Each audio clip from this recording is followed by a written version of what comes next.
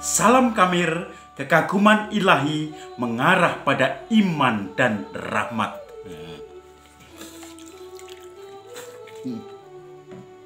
Saudara-saudari yang terkasih, saya pencuci muka. Mau tidur, itu biasanya cuci muka, ya. Mau tidur, mau baru bepergian dari luar, kemudian masuk ke kamar, masuk ke rumah, itu cuci muka. Pedesnya, ya. Kebiasaan orang, kadang-kadang orang males juga untuk cuci muka, tetapi kebiasaan orang kalau mau tidur paling enggak itu cuci muka. Kemudian kalau baru keluar bepergian debu banyak, itu cuci muka juga, ya kan? Cuci muka. Saudara-saudari yang terkasih, sehabis cuci muka sudah bersih, sekarang kita minum. Ini susu kambing Etawa untuk kesehatan. Diberi dari katekis paroki Bu Maria dan Pak Marno. Terima kasih ya, dapat bisa menjadi alat peraga. Habis itu juga dengan makan. Ini biskuitnya alat peraga yang lalu belum habis. Kita mencelupkan roti ke dalam susu kambing Etawa.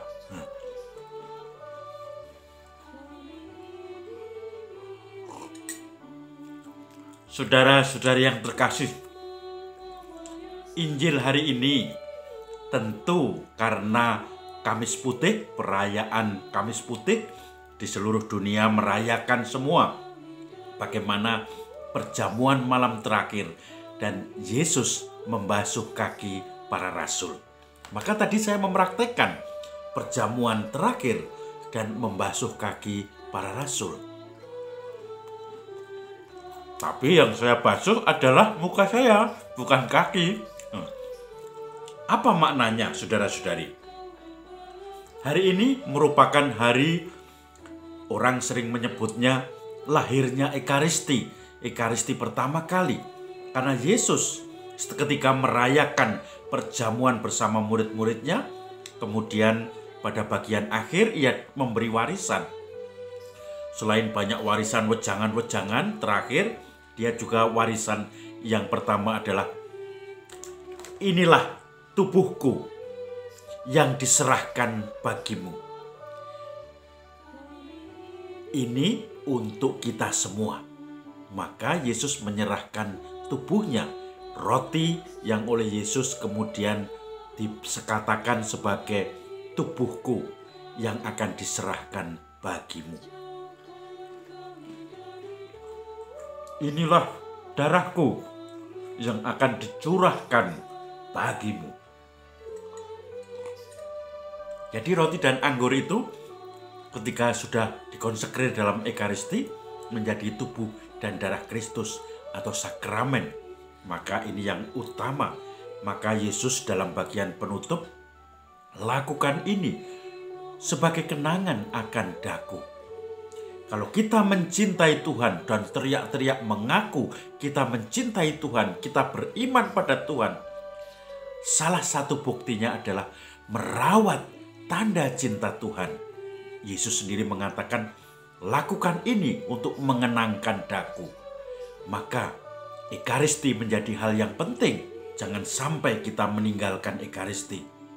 Kita perlu konsentrasi dalam Ekaristi, mempersiapkan hati, mengikutinya dengan hati, budi, segala kehendak, keinginan, dan seluruh imajinasi di dalam Ekaristi itu.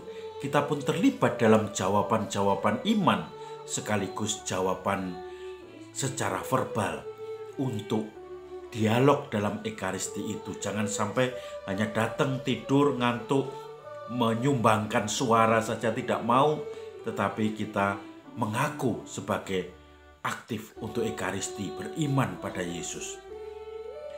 Kita terlibat dalam Ekaristi. Tidak hanya terlibat tetapi dengan hati sungguh-sungguh. Tetapi tidak berhenti pada Ekaristi, karena ketika kita sudah dekat dengan Tuhan, kita otomatis tergerak untuk saling melayani. Dan itu yang dilakukan oleh Tuhan, membasuh kaki para murid. Tentu saja simbolis. Saudara-saudari yang terkasih, pembasuhan kaki sebetulnya itu tidak pernah terjadi di Yerusalem, bangsa Israel, kecuali yang membasuh itu adalah para budak.